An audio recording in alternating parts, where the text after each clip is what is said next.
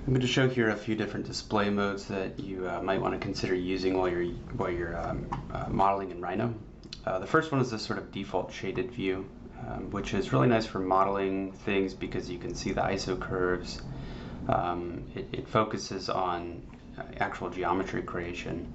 The problem with it is it doesn't have a ton of shadows. There's no ambient occlusion, so when you're starting to make diagrams, it's maybe not the best. I'm going to go down here to a rendered mode. Now in this rendered mode I've changed some of the materials, and the advantage of the rendered mode is that you can start to get some of these shadows. So if you go ahead and do like a sun study, you can see that the shadows change over time. In any of these modes you can actually go to, you can type options as a command, go to Rhino options when this pops up. Go to the view drop down, the display modes drop down, and any of these can actually be changed. So for instance, rendered, your shadows might not be super crisp. They're probably somewhere here where they're a little bit grainy.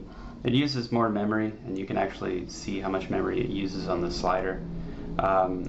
And if it's using a ton of memory, then you may want to just use this, to take a quick snapshot model in this mode.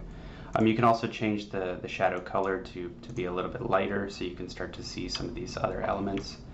But a really harsh black shadow is nice for seeing how it falls on buildings as well.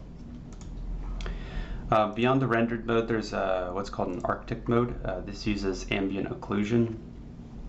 Ambient occlusion has some problems with transparency, or the Arctic mode in particular. When it goes below a certain point, it gets really hard to see it. But ambient occlusion in general, you can see these sort of dark corners. That's because light is not able to sort of bounce out of this corner, right? It's really easy to bounce off of the wall, but light rays, which would typically come from the sun or the sort of environment exposure, get lost in this corner, and it's actually really nice for being able to distinguish objects against one another. There's also Arctic with outlines, and you can see a very subtle difference there in this massing box. I have an outline of it, and I tend to prefer this mode when my context is on, because then you can see sort of it looks a little bit more SketchUp-y, I guess you can call it, but it is a little bit easier to distinguish primitive forms and shapes from one another.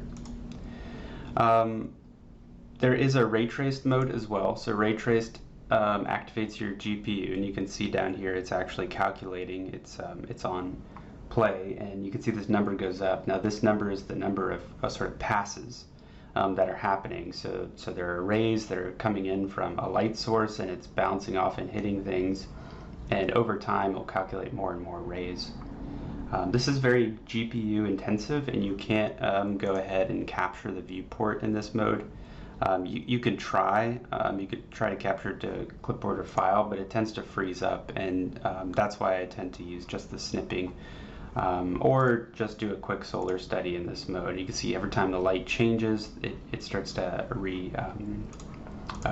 recreate those light bounces. There are a few modes that I've created here for you. So the first one is diagram by layer, which uses a sort of dark gray shadow so you can see things that are inside of the shadow, and it focuses on giving the color of the objects to the layer. So over here you can see this lobby is a red layer, and it has a default material, but the circulation is this cyan color, and I've given it a sort of transparent material. I can change that to a different color, and the material will change, or the color of the material will change, but the material itself will retain the transparency of the material that I've applied to it. For those using a remote access method, I've also turned the shadows off. You might find that this works a little bit better for you.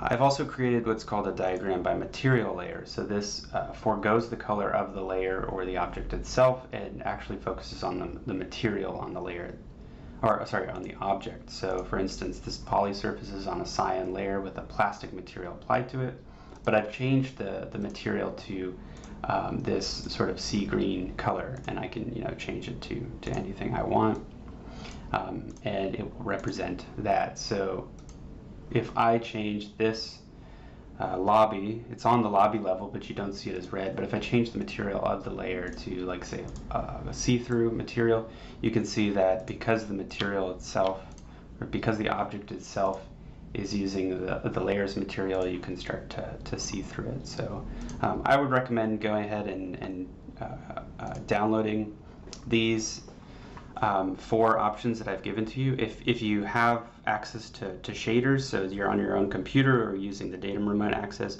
I would go ahead and download the diagram by layer and diagram by material options. And if you're intending to use just the remote access methods like Azure or Dell Wise, then go ahead and download the no shadows layer.